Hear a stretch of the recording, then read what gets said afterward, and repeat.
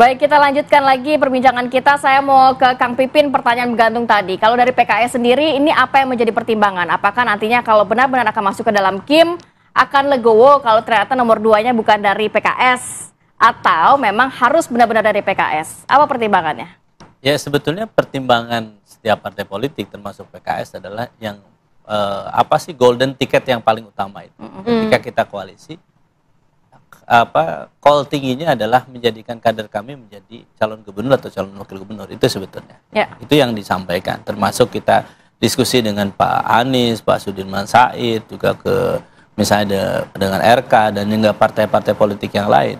Jadi kenapa golden ticket itu penting ya bagi kami, karena tadi ketika memang pilkada ini kan sebetulnya yang dibutuhkan satu adalah tokoh, dia yang memang punya magnet dan punya kapasitas untuk memimpin, dan kemudian yang kedua adalah mesin partai.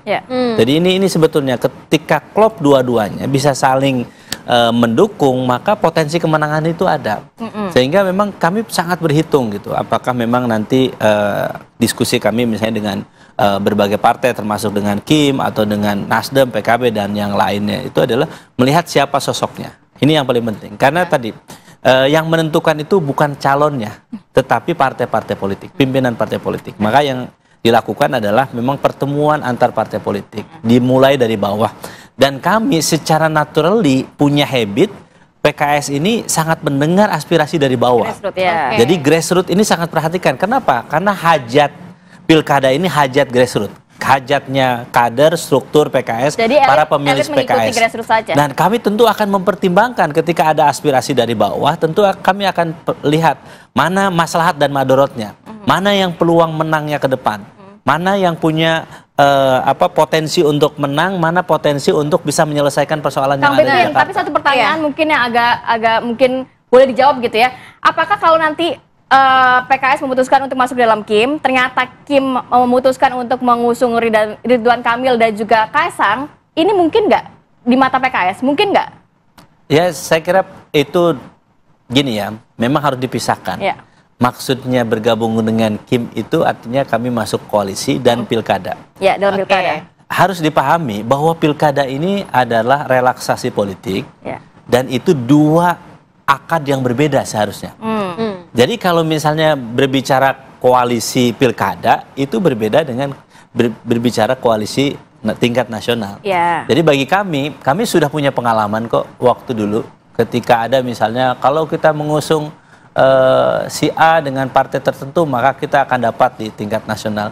Saat ini ya kami juga banyak belajar, kami juga partai yang dewasa dalam mengambil hikmah dari setiap peristiwa politik yang terjadi. Sehingga bagi kami saat ini ya kita akan berusaha untuk mencari solusi terbaik supaya tetap komunikasi kita baik dengan siapapun, tetapi kami juga punya kedaulatan untuk menentukan siapa calon pasangan gubernur dan wakil gubernur yang akan kita usung. Sekali lagi kami hormati semua tawaran, komunikasi jalan dengan Bang Ruhut jalan, dengan Bang Fikri juga jalan, dengan semua partai juga jalan, tetapi pada akhirnya partai akan menentukan siapa yang akan diusung. Oke, kita tunggu ya, kira-kira nanti akan kemana gitu ya. Tapi kalau misalnya dari PDI Perjuangan, artinya posisinya saat ini seperti apa? Jikalau memang PKS akhirnya memilih untuk bergabung dengan KIM, artinya PDI Perjuangan sendiri akan seperti apa nih dalam Pilkada Jakarta?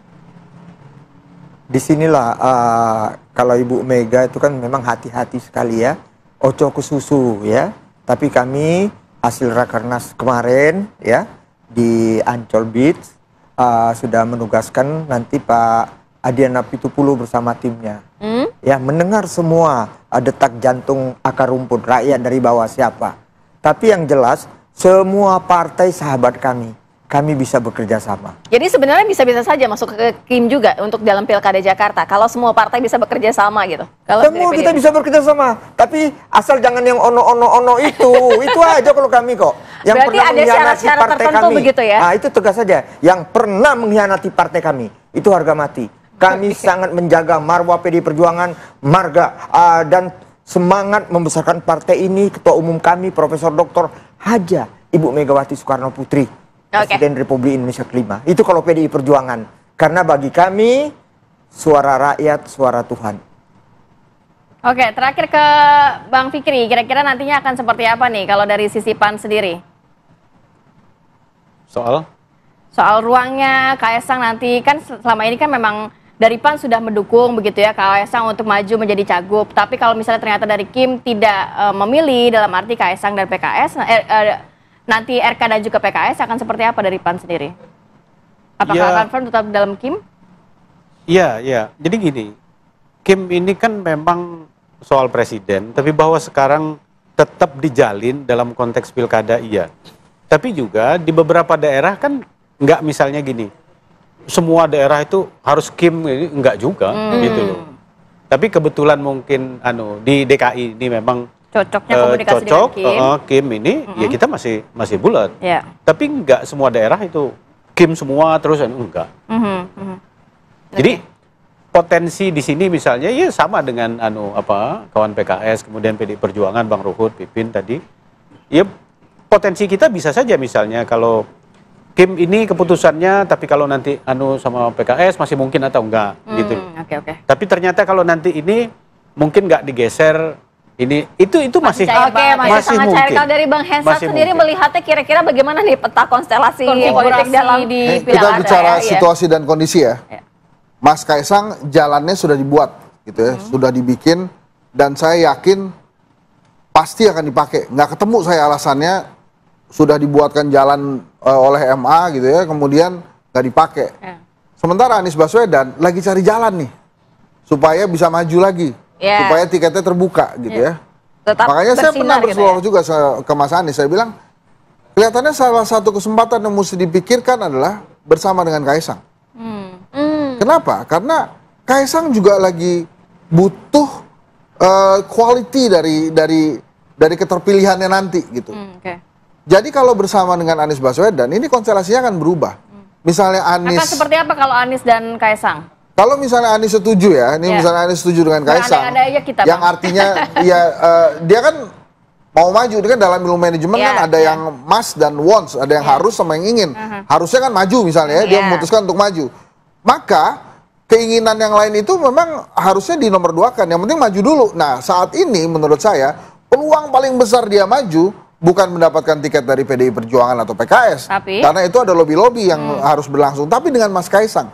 Kalau Anies Kaesang kejadian, nggak ada Ridwan Kamil. Siapa yang ngusung kalau Anies Kaesang? Ya Kim sama PKS lah. Oh, kalau PDIP-nya berarti nanti... PDIP-nya mungkin akan cari teman lagi. Gitu ya. PDI kan nggak pernah kehabisan kader, banyak kadernya. Ini kan kita lagi bicara Kaesang nih. Menurut saya, dan Mas Kaesang udah berkali-kali bilang oke. Tapi kalau dari Bang Hensat sendiri memungkinkan tidak itu angka kejadian? Anies sama Kaesang kan terserah Mas Anies sama Kaesangnya mau enggak. Tapi kalau Kaesang sudah bersama Mas Anies, nggak akan ada Ridwan Kamil. Karena Ridwan Kamil kan didorongnya oleh Kim kan. Ya kan Jawa Barat juga mungkin. Ya kalau PDI Perjuangan tidak mendapatkan teman untuk melawan Anies Kaesang, ya ini ceritanya tinggal dua. Memang lawan kota kosong, dan kota kosong ini susah banget untuk dilobi, dia susah banget diganggu-ganggu, atau muncul lawan boneka. Oke, kita nantikan apakah senayangnya Bang Hensat akan terjadi. Karena masih ada beberapa bulan Bang, jadi masih bisa kita bahas lagi. Karena kan dunia politik masih sangat cair ya, komunikasi politik juga masih terus dilakukan semua partai gitu kan. Tapi tetap harus dijaga perasaan yang paling dalam Pak Prabowo. Nama-nama yang kita sebut ini, benar apa yang dikatakan Pak Henry Satrio. Jangan juga mengganggu 2029, ya. Karena ini semua bakal mengganggu. Karena itu Gerindra juga saya mohon dengan Kimnya, siapkan aja kadernya. Karena kalau enggak ini nanti mengganggu kok. Terima kasih banyak loh Bang Fikri, kemudian terima kasih Bang Ruhut, Bang Hensat, terima kasih.